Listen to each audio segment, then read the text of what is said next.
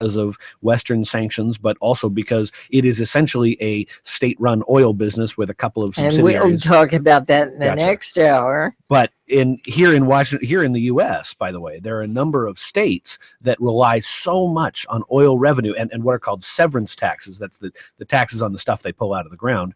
That the declining price of oil is really threatening their economy. States like Alaska, Louisiana, New Mexico, and North Dakota all face some really difficult challenges. They were making so much money when oil was selling for $100 a barrel. Now that it's near half that, there's a trigger in North Dakota that if oil goes below a certain point, I think it's $52 a barrel, then they have to cut their extraction taxes in half. And isn't it interesting that in this week of all this talk about oil, Governor Cuomo in New York said there will be no fracking?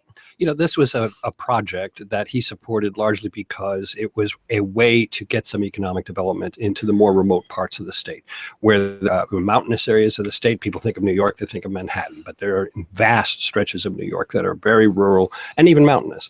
And in those areas, it's been very difficult to get economic development. And this was a chance to do it. Shale. Exactly. And this was a great boon. Now, on the other hand, these are the people who would be most directly affected by some of the environmental impact of fracking, which could affect water, could affect groundwater, could affect drinking water. And there has been a health analysis done there in the state of New York that's just recently been delivered that said, yeah, there's some real question marks here, something to be worried about. So Andrew Cuomo saw this as his opportunity to make that difficult split the baby decision. And you're listening to the Diane Rehm Show. We've talked about what Congress did accomplish. What did they leave undone, Molly? Well, the major thing that was left undone was the terrorism insurance bill. This is something that an entire industry relies upon for authorization. And there was even some talk that without it, the Super Bowl might not be able to go on. It looks like the Super Bowl will not be canceled, for better or worse, and depending on who you're rooting for, I suppose. But this does throw a real wrench into the insurance industry. There's talk of whole projects being canceled because of this. And it's a classic sort of exhibit A of Washington dysfunction, where both parties wanted it, both houses of Congress wanted it, but a single senator was able to put the kibosh on it. And who was that? That was Tom Coburn of Oklahoma, who's on his way out and who's known as sort of as Dr. No for his insistence on these types of things. And why? Well, he's from Oklahoma and he's a populist, and he has many times used a kind of curmudgeonly attitude to express the unhappiness of his constituency with what they see as crony capitalism, what they see as the federal government doing things for big guys and not for little guys. And in this case, he sees it as the federal government backstopping the insurance industry, which is what it is, not unlike the Price-Anderson Act that indemnifies nuclear power plants beyond a certain loss because the insurance industry couldn't underwrite the catastrophic losses from a nuclear power plant accident. So we've had this going back more than half a century. And this is something a little bit like that, saying that if we had a major terrorism attack like we had in 2001, the insurance would be just so wiped out by any really big attack that no insurer really wants to do that. So is that going to be on the agenda when Congress comes back? I would say immediately. That and the Keystone Pipeline. The Keystone Pipeline, speaking about oil, the Keystone Pipeline is a fascinating sort of case study of this rapidly changing economy. Mitch McConnell, the incoming Senate Majority Leader, has said it will be his issue number one. It will be the first bill he introduces. However, the oil that comes out of the Canadian tar sands that would actually flow through the Keystone Pipeline is some of the most expensive to produce in the world. And dirty. Yeah, but because it is so expensive, and because the price of oil is dropping so dramatically, some people are wondering now, including the companies themselves, whether or not it makes economic sense to actually produce them when oil is only at $54 a barrel. If oil is back at $100 a barrel, sure, it makes economic sense because you're spending, I don't know how much it costs, call it $50 a barrel to extract. When the profit margin is so much smaller, it's not clear that makes economic sense. So what are the prognosticators saying about how long it's going to take oil to get back up to $100 per barrel? it could be a significant amount of time. Right. I mean, the states that I was talking about earlier that are planning for this such a dramatic reduction in their severance taxes, which is such a massive parts of their revenue, are planning for several years of low oil prices. In the long run, yes, oil will climb as demand climbs in developing nations around the world. But at the moment, the U.S. is producing so much. The OPEC has declined to cut its own production. There is no increase in prices in the near future. Reed Wilson, he's staff writer for the Washington Post. He writes the Post political tip sheet email called Read In. Short break here. We'll be right back.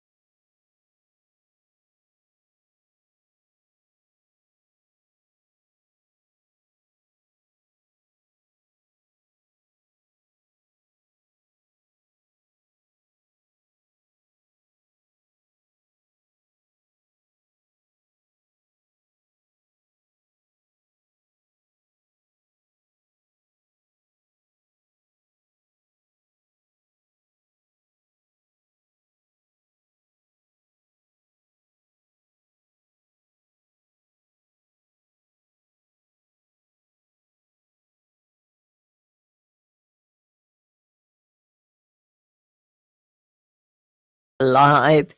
We're streaming on video. Do go to drshow.org. You can watch our brilliant guests at work this morning. Sony, North Korea. We don't know if it's North Korea. We don't know what's happening. Apparently, the hackers are in the process of getting ready to make a statement. What do we know so far, Ron Elving? We know that the release of this movie has been canceled, that it will not have this worldwide Christmas Day release. The Interview. The movie is called The Interview. It's a Josh Rogan movie. And it is, by some accounts, not necessarily the world's greatest movie, but it has certainly become the world's most famous movie. And who knows if we'll ever see it. I feel as though we've seen about half of it just on cable television over the course of the week with the sound turned down, with the all these scenes being shown so that we get the idea of how satirical this movie was and how insulting the North Koreans might have found it. So whether or not North Korea has done this directly or whether they've acted through surrogates and whether or not they've had an inside person, and there's some reason to suspect that there was somebody with a lot of knowledge of how things work. Or somebody inside Sony who simply didn't like Sony. Well, well, had some issues with some of the people who worked there, and those emails that got released that destroyed the reputations of those people. Certainly, that's where the whole thing began. At that point, it was more of a kind of giggling sort of story, and people laughing behind their hand and saying, "Wow, look what happened to those poor guys. Well, I hope nobody ever gets into my email." But now it's really become a much more serious international issue and a much more grave situation, because we are treating it as a national security breach affecting the United States. And what does that mean? That if they've got the ability to do something as big and broad as that, there is no stopping them? Well, let's assume that at least some elements of the United States Security Administration and the military and many other American businesses, industries, and public service utilities and so on have a little better security than Sony turned out to have. Let's assume that for the moment. But who wants to have all of those people under attack? Who wants to have those kinds of attacks happening to everything that depends on computers in the United States? One thing that Congress did before they left this week was they passed a measure that would allow the Obama administration to come up with what are so far voluntary guidelines for cybersecurity for major industries, whether it's the power industry or the infrastructure industry, whatever that happens to be. Apparently, the hackers have written to Sony, "Will secure your data unless you make additional trouble." Yeah, and this is a really troubling precedent, not only for Sony, but also for the White House. The White House has concluded, apparently, with 99% certainty, according to our reporting this morning, that North Korea is behind this particular attack. But they don't really know how to respond. And this is something approaching an act of war. How do we respond? There are no more sanctions that we can put on North Korea. We've already placed all the sanctions on them that we can possibly do. Military action. I mean, these are some of the debates that are going to happen within national security circles. But it certainly presents a big challenge to the White House moving forward. And we're just seeing now that there are officials saying that they do believe that this was an external breach, not an inside job. That strikes a lot of people as implausible, given the primitive nature of sort of North Korean infrastructure and the fact that its own citizens don't have access to the internet. But actually, North Korea has a history of very sophisticated cyber attacks, thought to be perhaps in collaboration with the Chinese, but they have a training program for young computer scientists who are given a lot of privileges in North Korean society, and who again have repeatedly done this in the past, who have committed these sophisticated acts of cyber terrorism. So that is why even though there hasn't been an official designation of responsibility, a lot of US officials have already said this attack does bear the signature of the attacks that North Korea has done in the past. So there is a lot, and this is something that the intelligence community also has been warning about for a long time, that our cyber defenses are very porous, that those of American and other international companies are very porous, and that we're just not very well defended against this sort of thing. Let's take a caller. Richard in Rockville, Maryland, has a comment. Go right ahead. Hi, good morning, everyone. Happy Friday. Hi. I'm wondering if the events at Sony Pictures will lead to a softening of the Justice Department's position against universal email encryption. And the reason I'm asking is, following Edward Snowden's famous revelations, he also said that from this point on, email users must use robust but easy to use encryption for any emails that they don't want to be available for the world and governments to see. But when Apple announced plans to begin providing this automatic email encryption as a default option for their users, FBI Director James Comey in the Justice Department said, quote, "Apple is marketing to criminals, and stronger encryption would lead to horrific tragedies such as pedophilia and children dying." Do you see the Justice Department ever adjusting its stance on universal email encryption, given the obvious need for companies and individuals to be able to communicate confidentially? read. Well, this is the irony, right? Is that the Justice Department doesn't want people outside of the U.S. or countries outside of the U.S. to be able to hack into our systems, but they wouldn't mind a backdoor to be able to conduct criminal investigations on their own. So, no, I don't think they will change their broader stance. However, I do think you're going to see new calls and debates and some legislative action on Capitol Hill, or at least talk of legislative action that would mandate some kind of stricter security guidelines, at least for the systems that we all depend on, whether it's the infrastructure like traffic lights and sewer systems, or power facilities and things like that.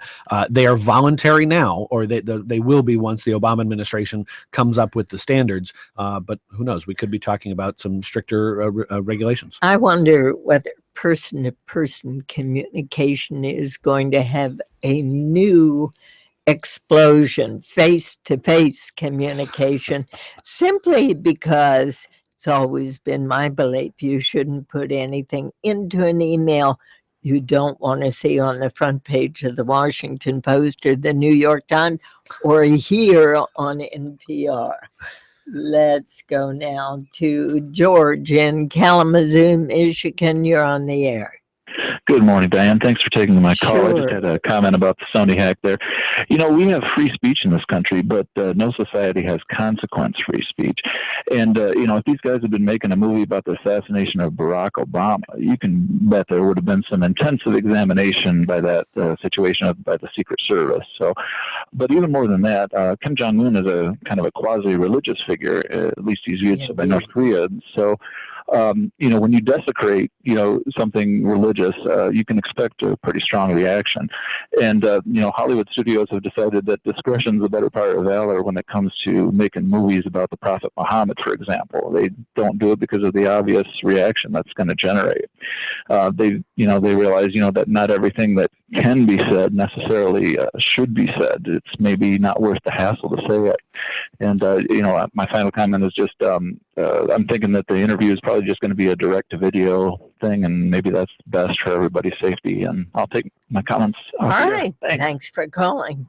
Do you think it's going to go direct to video, Molly? It seems almost inevitable that at some point this leaks out in some form. As Ron was saying before, so many of the clips of it have already been seen. Obviously, the North Koreans have seen it, and that's what they objected to so much, was some of the content in it. So, but part of the reason that Sony ended up backing down was that already a lot of major theater chains were refusing to show the picture because of some of the threats that had been made by North Korea. And so, the lawyers at Sony saying that this is a liability for them as well, and they couldn't take that chance. So we had already seen, that theaters didn't want to show it.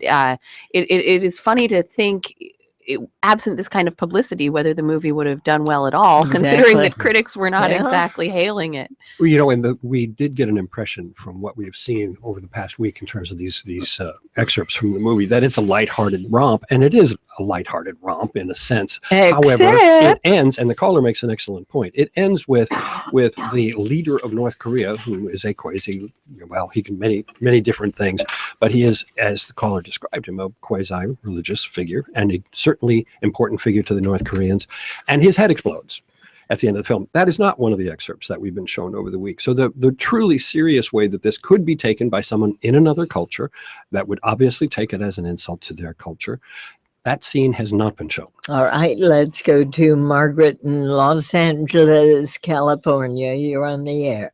Thank you, Diane. My remarks echo George and your last speaker. I think although I'm horrified by what has happened to Sony, North Korea is an isolated, paranoid, very rigid country. They feel attacked already by many, many countries in the world. And I think there's a question about the judgment of a company that makes a comedy assassination movie about the sitting leader of another country.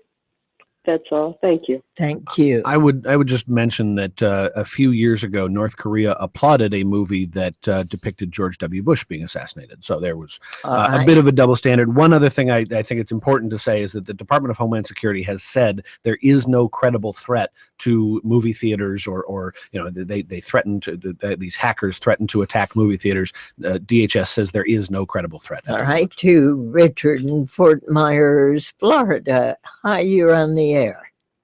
Hi, Diane. What I would like to say is that Reagan gave amnesty to about 4 million Hispanics back when he was president. Now we're going to look at another 5 million. And we've got a total of about 15 million to 20 million already that aren't documented and that are currently in the U.S. Each one of those provides a sanctuary or a base of operations for their relatives.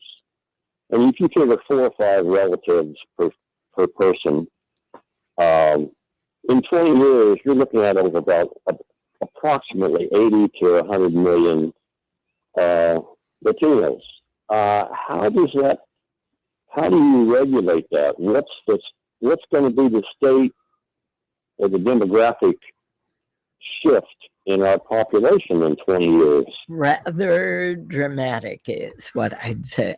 Well, we already have a Hispanic population in this That's country right. that's roughly equivalent to the African American population in this country, and becoming and will soon be the largest minority group in the country.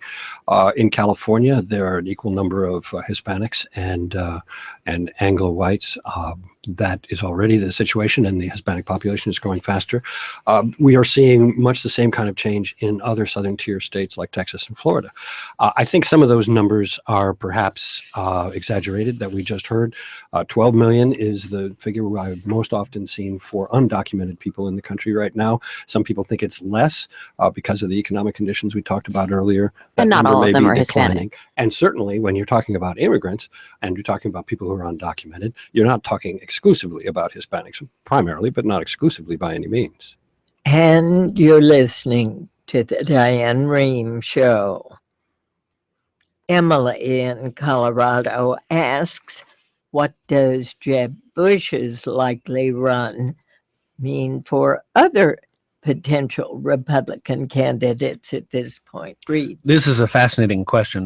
There were a number of candidates who have been thinking for a very long time about delaying their entry into the race. In 2012, we saw a number of candidates who got in very early, run out of money.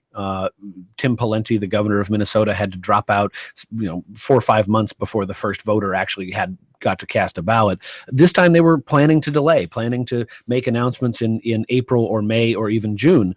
Now, however, because Bush has gotten in so early, that has shaken up a lot of timelines. And that's because Jeb Bush appeals to a very specific and influential set of Republicans, and those are the Republicans with money. The Republicans who are able to write big checks and finance these campaigns.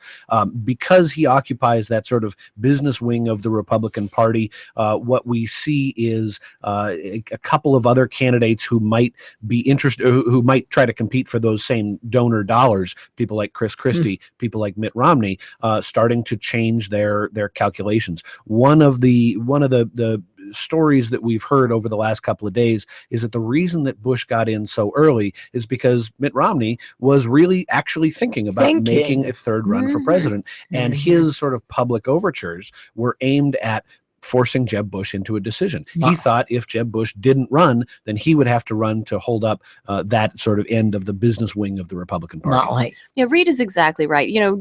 Jeb Bush, as someone who's been out of office now for so long, really has to force his way into this conversation. And so that's the advantage for him of making this early announcement.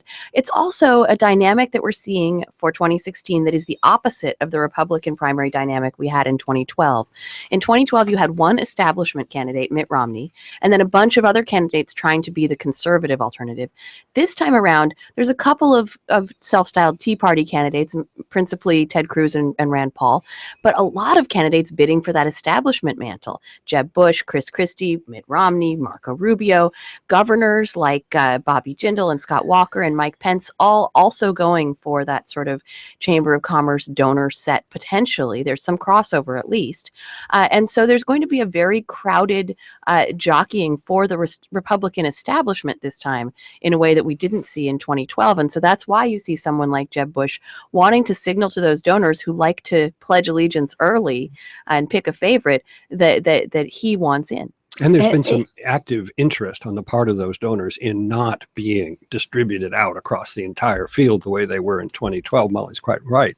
It was almost a matter of you get your billionaire and I'll get my billionaire and we'll go to war. That worked well for individuals who ran further into the primaries. I'm thinking of Newt Gingrich in particular than they otherwise could have. But it was not good for the party in the end, and it weakened their candidate in the end. But, you know, it's interesting. We did not hear from Chris Christie on Cuba. And Christie has been, you know, Christie has a shtick, if you will. He's got a personality. It's a very big personality. He likes to pick fights with people in the crowds at town halls, and everybody cheers him for that. But on substance, he has not. Cuba is not the only thing that he has not commented upon. He has been very cautious, politically speaking, about taking positions before a lot of other people do. I think this is going to be a sort of watching to see how the wind blows, watching to see where the mines might be. You know, Christie has another way of putting it. Well, he's stepped in it a few times, and he doesn't want to do that again. All right, we'll have to leave it right there. Reed Wilson of the Washington Post, Molly Ball of The Atlantic, Ron Elving of NPR. Merry Christmas to all of you. And to you. And to you, Diane. And have a good holiday, everybody. Thanks for listening. I'm Diane Rain.